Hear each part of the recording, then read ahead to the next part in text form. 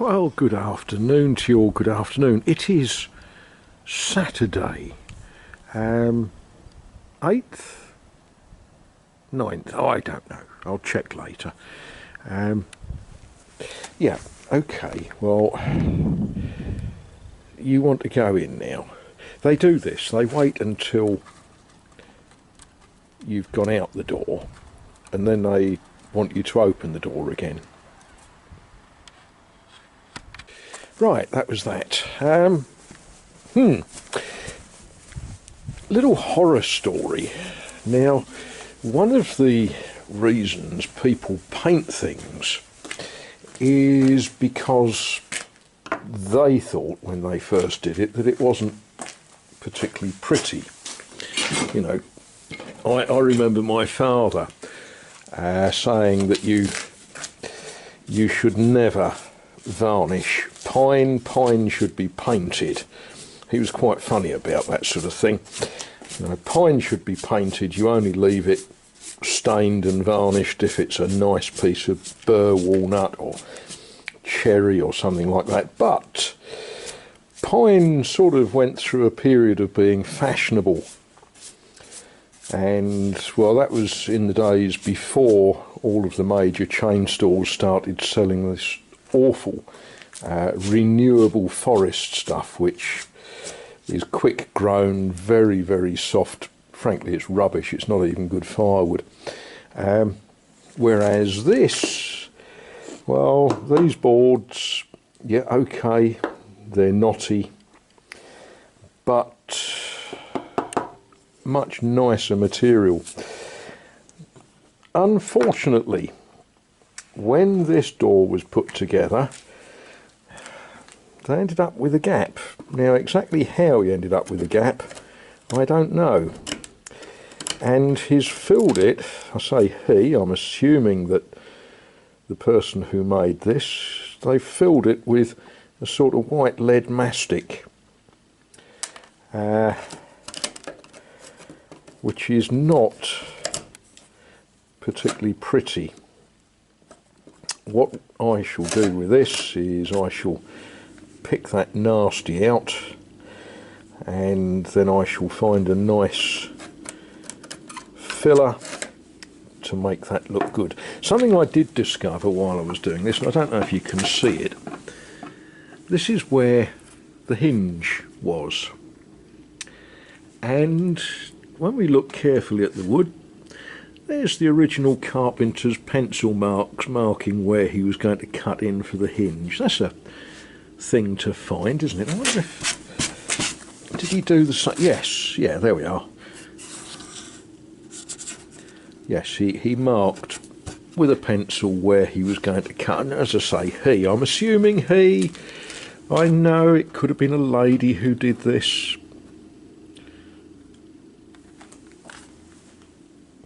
But yeah, we'll pick out this mastic and find a nice bit of filler to push in there and make that beautiful. Well, this is, someone asked me what mother cat is doing these days. Well, there she is.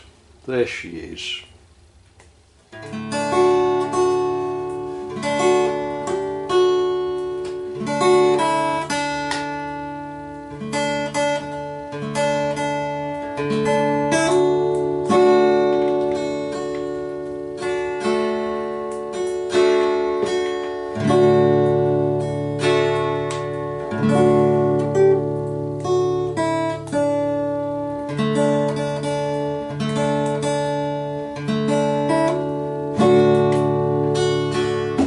Yeah, sometimes loving her is easier, but then she gets this crazy idea that she wants food or milk or the door open or the door closed, or...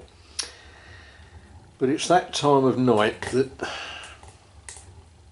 you know, the children, they actually don't know where the two children are at the moment, but Mum is doing the sensible thing.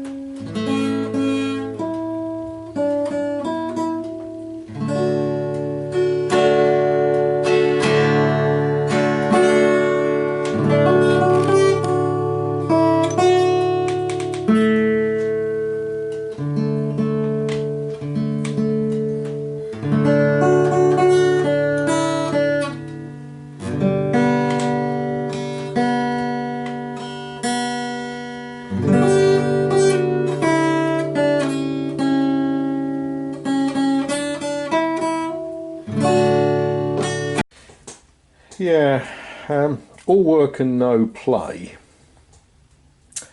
and all that stuff. Or is it all work, all play and no work? I don't know. Yeah, there's the other cupboard door. We've pushed some muck into the crack. And I don't know, it's I thought I was going to be sanding that down around about now, but it's not gone off yet.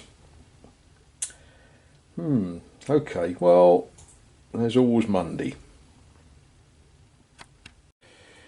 Well, with cats sleeping quietly and the fire warming the house nicely, I thought I'd spend a little bit more time. Now, if you know about Hornby Dublo, you might want to sort of move away and do something different. Really what I'm going to show is for people who've never looked at this kind of stuff before. Many of you know far more about this than I do. Right, this is a double straight Hornby Dublo 3-rail, but this is the one that you put your electrical connections to for feeding 12 volt DC to drive your locomotives around. You put a wire on that one and a wire on that one, and there's a variety of ways you can put power through it. Clever people will tell you the names of different sorts of transformer controllers. Some people will say, well, you should use the original. A lot of the originals actually had a very simple power controller that you plugged onto your car battery. If you remember back in the 1930s, and I know you all remember the 1930s, it wasn't uncommon for people to take their radio batteries to the garage or to the chemist to have them recharged. That was in the days that people used the word accumulators instead of batteries. And yeah, you walked off down to the chemist with a glass electrical cell. Scary really, isn't it? You know, glass batteries with sulfuric acid in them and lead plates. And yeah, you gave it to the chemist and he checked the acid and charged it, or you went to the garage or the radio shop or whatever. So you could simply have a great big old-fashioned knife battery standing in the kitchen so that you can run your trains on the kitchen table connected to this 12 volt. Wonderful. It means that small children can lick their finger and go like that and not be killed. Bearing in mind, in the 1920s, 30s, there were model railways that were running on 60 volt and all sorts of strange power sources, which some of them were frankly lethal. So this was quite safe, and especially if it was plugged into a 12 volt supply. There's been discussion between myself and one or two other people about the wisdom of using 1930s, 1940s, 50s made electrical controllers. My personal view is, unless they've been rewired and unless you've taken them apart and put extra shielding in, they are quite scary, because of course you put 240 volts into the transformer, which is in a metal case, which has got wiring inside it that was around rather before most of us, which may have lost its insulation, and you know, it's possible on the controller, on the transformer, to give yourself a 240 volt shock. Some people will say, ah yes, but it's alternating current and 240 volts alternating will give you a very nasty zap, but yeah, the theory is it will throw you off, it won't kill you. That's the theory. I've known people in my working career, I did have a very minor involvement in 2 incidents where people were killed by 240 volt electricity. Both sad. One was a young lad using his dad's lawnmower. The other was a young woman in her very early 20s who got a 240 volt belt off of a washing machine that had got a fault on it. And in both cases they were very, very sadly killed, and the family had to live with that. So my view on the old Hornby controllers from the 1930s, 40s and 50s, they are very pretty, very attractive, chunky bits of stuff. Have them next to your layout, but unless it's been completely rewired by a competent sort of person, I recommend you just have them as decoration. But anyway, I digressed a bit there. You stick 12 volts controlled into those two, 12 volt DC. And what it does, one of them is connected to the centre rail, which is insulated from the track bed. The other one goes to the 2 outside rails, which is common with the track bed.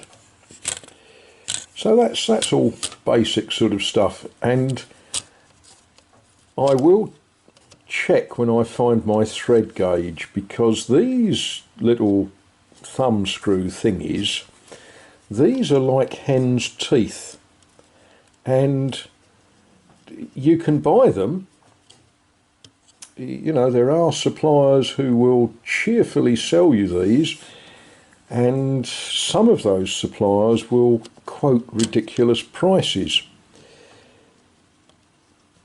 I really ought to check the thread and make some.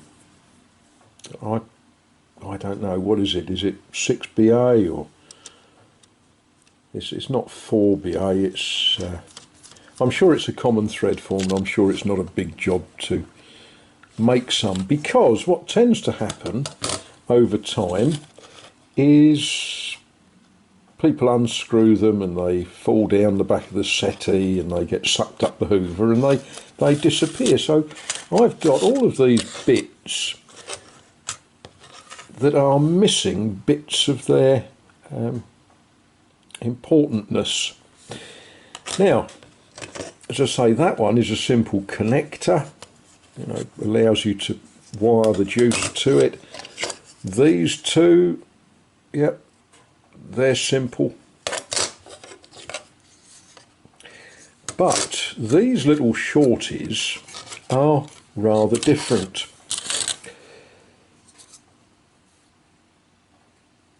Both of those connectors go to the centre rail.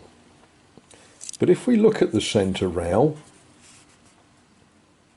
it's not a continuous rail. It's got a bit of, I guess that's Paxolin.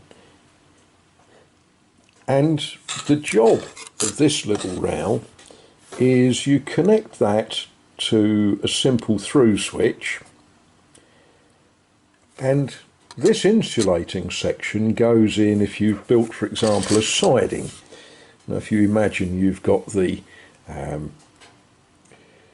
goods yard is off down there, and the interchange, the connection to the main running line is up that way, and you might want to run a train in, and then you might want to do something else on another line. Let's have another line. There we are, there's another line. And if you're using a pair of points there that are not insulating, or you know, if this is perhaps part of a passing loop, perhaps you've got a station and you've got a bay platform, you might want to be able to run a train over it, and then do things on the other line without this train moving. So a simple section like that goes into the track plan with a switch. Hornby makes some lovely switches. I've got some up there in the barn somewhere, all safely stacked away. They look a little bit like an old-fashioned signal lever, but you can liven up the insulated section, drive a train onto it, flick the switch the other way, and you've killed the current. So that's an interesting little thing.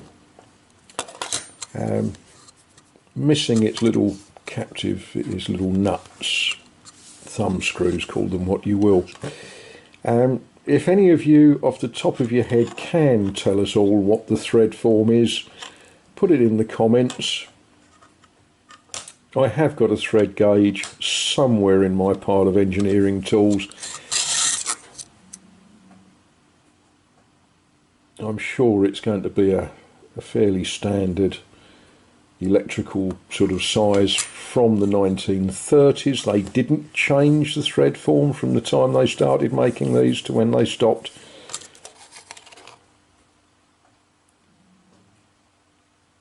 So yeah, is that 6BA, 4BA? It's not 8, he said confidently. But if you know, put it in the comments and let us all know. Right, I'm going to do some cleaning and contemplating, and someone's looking at me telling me what I'm actually going to do next is I'm going to put some milk down for a cat.